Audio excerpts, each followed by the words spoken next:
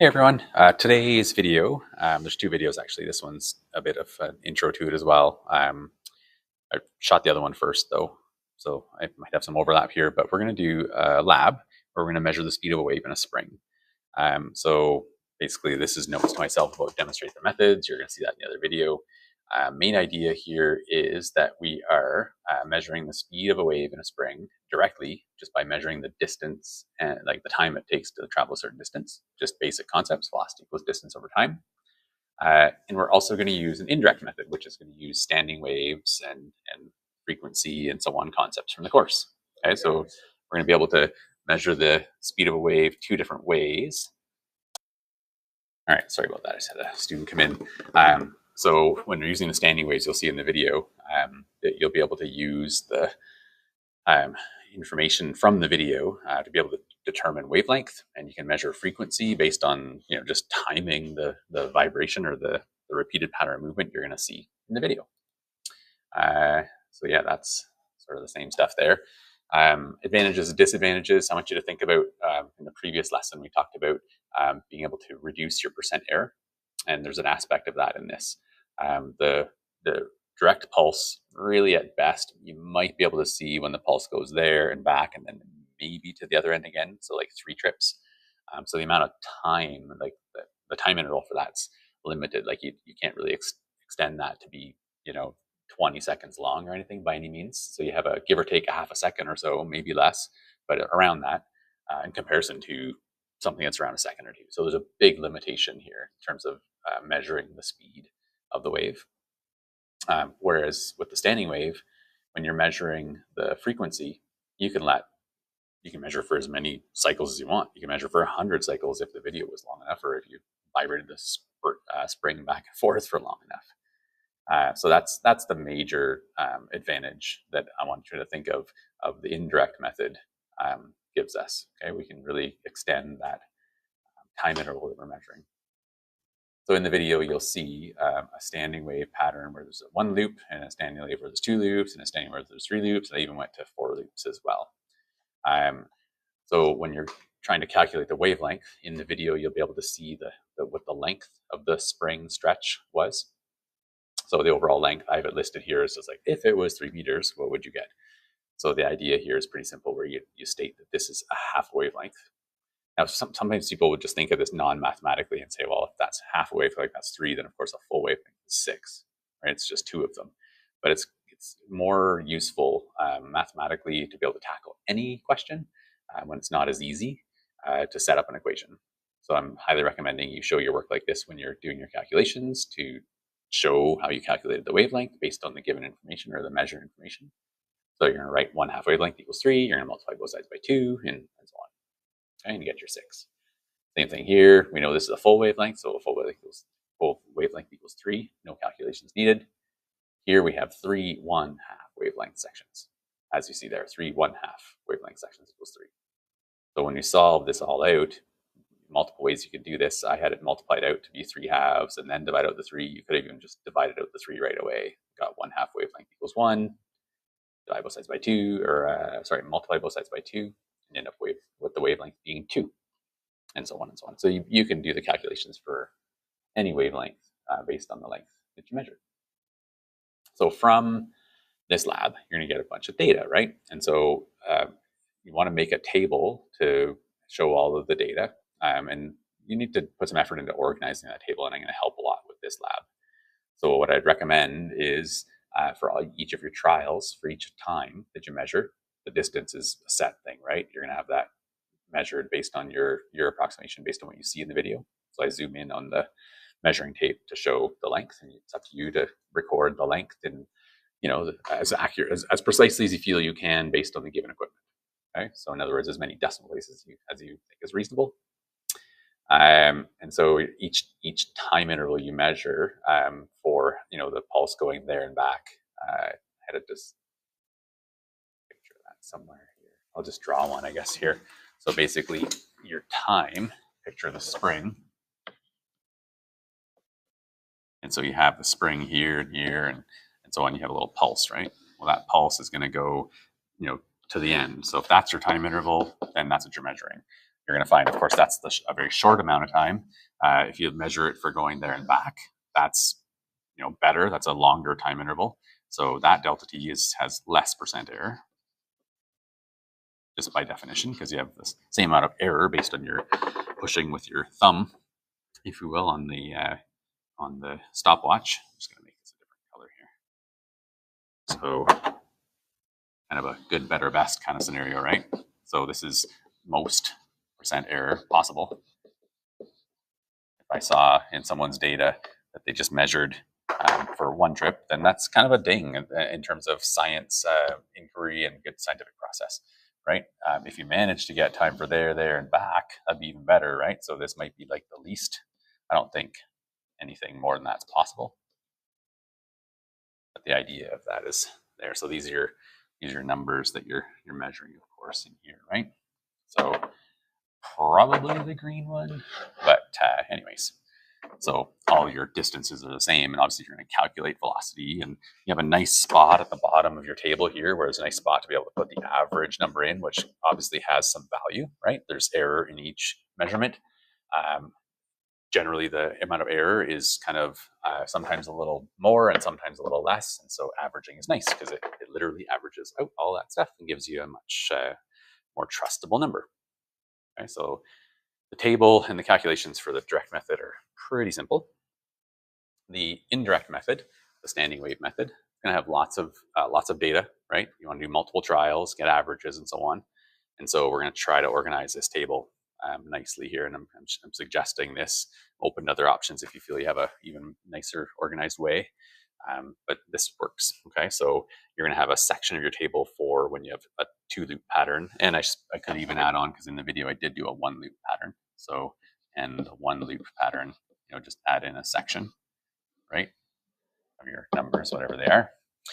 So let's just focus on the 2 loops since I have room for it here. Obviously, the calculation for 2 loops, you're going to show a sample calculation of that in your data section, right? Your calculation section in your lab, and I'm going to talk about the lab report format as part of this little video as well.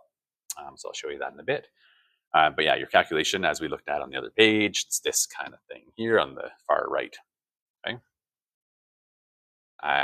So that number is obviously going to be used in here. So it's going to be in as your wavelength, essentially, right? In this final calculation at the end here. Your calculations and your measurements, you're measuring the time. This right here is supposed to say like measuring, right? So you're measuring this one. Okay.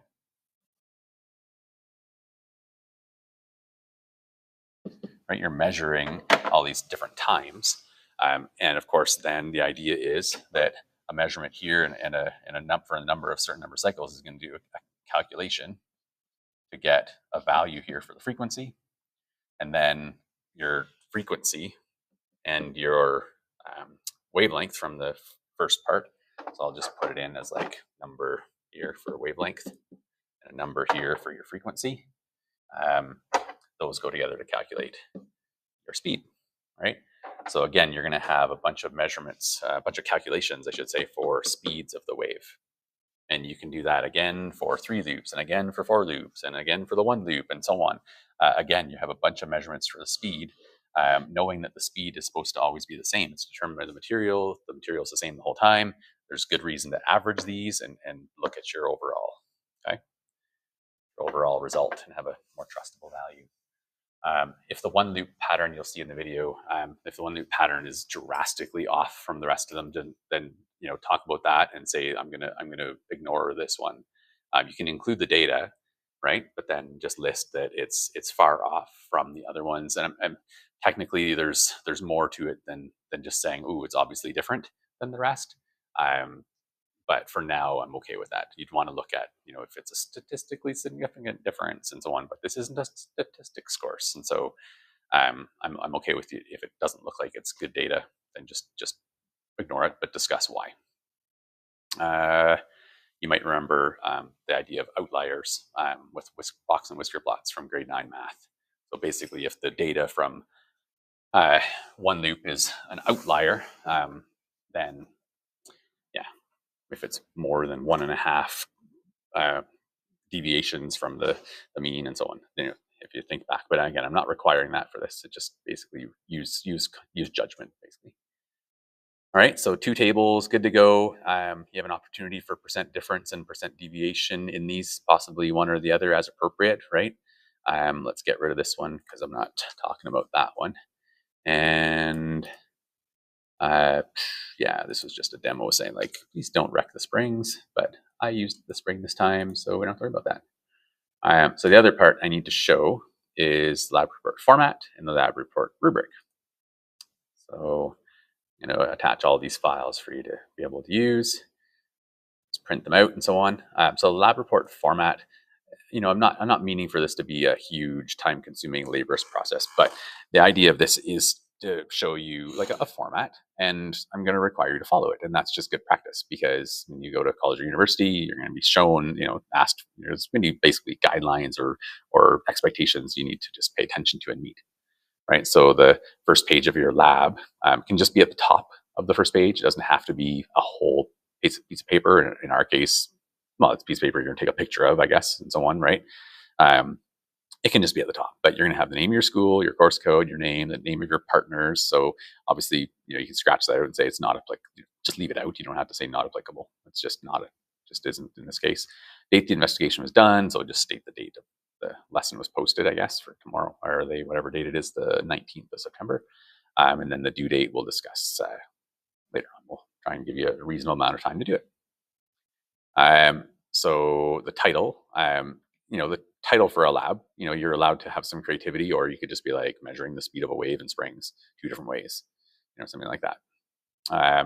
Introduction is kind of a bigger deal than people realize it is. Okay, it's really it's basically teaching the lessons that I've taught you that are necessary for someone to know what this lab's about and understand what happened. So you're going to talk about standing waves. You're going to talk about wavelength patterns and so on. Okay, so you're going to basically teach all of the topics that are embedded or part of this need to be understood to be able to understand what this lab's about. Okay. This lab's not really an investigation lab. It's just measuring something, right? And so it's just measuring. It's not so much like this isn't the kind where you're looking for a known or expected value and so on. And so it's not really a lab where I'm going to have a hypothesis section. Most labs in physics are really this, right? They just help you become familiar with the concepts, get you to practice doing calculations, measurements, and so on. Okay? It's not like a biology lab where you're like, what my hypothesis is that plants will grow better if I water them, kind of thing. Like it's not one of those types of things as much. That's why it might look different than other labs you might have seen. So purpose here, obviously you're going to concisely describe what the lab is doing and what you're trying to measure, right? So the purpose could be in a lab, for example, that might be to determine the acceleration due to gravity. We'll do that later on in the course. This one obviously is to measure the speed of waves in a spring 2 different ways and compare them, right? Materials is obviously just a list of all the materials used. So you can, list spring, stopwatch, measuring tape, and so on. Apparatus, so a picture of the setup. And so this is there'd be a really good opportunity here to like show the wave pattern. Like this, like show a standing wave as an example. You don't have to show all of them. You don't need to show all of them, but you could show one, and then you could point out, that's a full wavelength, or maybe it'd be nice to have the 3-loop one, and then you could have an arrow here like this going from there to there, showing that that's a wavelength. Just to help with communication and understanding of everything that this lab is about. Method. Something important here is to recognize that labs are meant for sharing what you did with other scientists, so they can take it and go with it and learn from it, and maybe go further and discover new things, right? So they're not supposed to be written as a description of what to do. They're not a step-by-step instruction guide. They are a record of what you did, right? So they're concise past tense because it's what you did, step-by-step description of just what was done. Okay.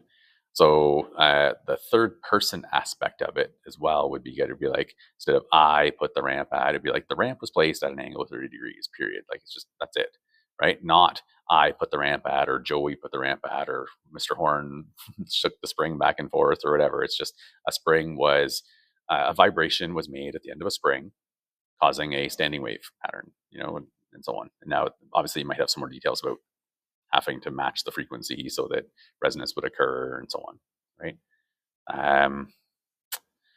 Observation results, we looked at the tables already. So tables, graphs, illustrations, whatever's appropriate, right? And so there's going to be calculations in that part as well. And so this is where you want to have like one sample calculation that'll come up again when I show you the rubric. Okay. I don't want to see every single calculation you did determining wavelength. That's just annoying. You're gonna have pages and pages maybe of the same calculation over and over again sometimes, right?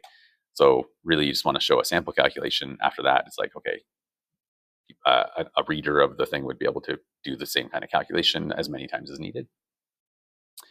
Obviously, in a conclusion section, it seems pretty obvious to me that you'd want to conclude the results of the lab. And so if the lab was about measuring the acceleration due to gravity, you say the acceleration due to gravity was found to be a specific value, right? You just state your result, okay? You might also indicate like how much error there was, with a percent error of, or a percent difference of, or deviation or whatever. Yeah. And so you could talk about sources of error and realistic recommendations for how to improve something like this. If you think of any, we're not talking about using some imaginary laser measuring device or something, just realistic recommendations based on the equipment available, really, more so. Okay. So this is the note I talked about, reading a lab. Scientists, just read this, see what you did, design other things, and so on. So, in terms of error, you're not like, I put in there as a joke because I've seen things like this, like Joey messed up the lab and, whatever. That's not what it's about. Okay. It's just recommendations for improvements as part of your, discussions. And then the last bit for us here is the rubric. So your feedback's going to come as written feedback in the lab, but also the rubric will be good if you include this as your first page in your lab, okay, for me to be able to just write on it in there. So please do that. And so concepts, background information, basically understanding what the heck's going on in the lab and how it relates to the course and so on. Are you at a level 4 or are you at a level 1 or lower, right? Shoot for level 4, of course. Understanding of concepts, principles, laws, and theories. This all kind of the same. There's a bit of a subtle difference, but this is the first one was about how your introduction section is. So how nice, thoroughly you've explained everything to do with the lab. And then correctness of it is sort of assessed here as well, right? Are you following principles, demonstrating understanding of concepts, principles, laws, theories, and so on. Conclusions. So did you make correct conclusions? Communication, obviously just communicating all around, like it's concise and easy to read and not going on and on trying to just make the lab longer for no reason, whatever. Just be concise and be clear and have clear sentences that don't run on like my current sentence that I'm talking, I suppose.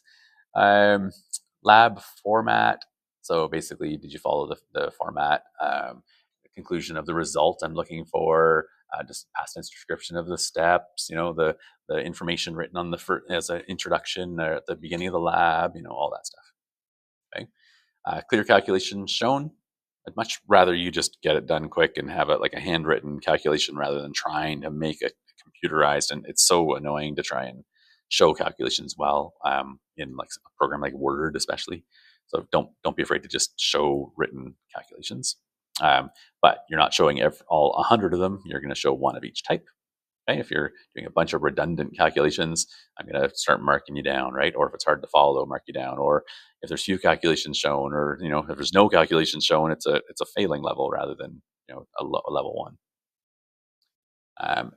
Effective use of diagrams. So that's when I was talking about your diagram of the pattern here. Be a good opportunity to show like the diagram is clear and it's what it's about, but things like showing the wavelength or just if there's something you can do on there to use the diagram even more effectively, please do so. And I'm looking for my rubric. Did it go? Just load up another copy because I'm not sure what program it loaded with, and I don't feel like waiting around.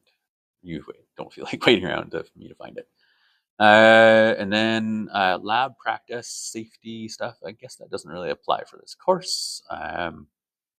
So the other part down here, I maybe could see it applying because it depends on your analysis of the data and what you did with it. So multiple tries for accuracy, for example, like, from my video, you'll be able to measure the speed or measure the time it took to go there and back, multiple times. You're recording all that stuff. If you just record it once and slap it down on the page and you're done, obviously that's going to be um, dinged down to a lower achievement level. And so I hope that makes sense. Like I said, have this be, I guess, your first page in your PDF file would be good. And then your next information after that fills in from your lab format. So after the first full page being the rubric, after that you can have a first full page with this stuff if you want, or it can just be at the top of the start of your lab. Okay. So hopefully that makes sense. And like I said, the second video in this is the actual data. You should be able to follow along and see and take measurements from it. Get a stopwatch out. You flip your phone into stopwatch mode or whatever, and measure how long it takes, and take measurements of the length just by seeing what I show you on the screen or with the video. As always, if you have any questions, let me know. Otherwise, that's all for now. Thanks.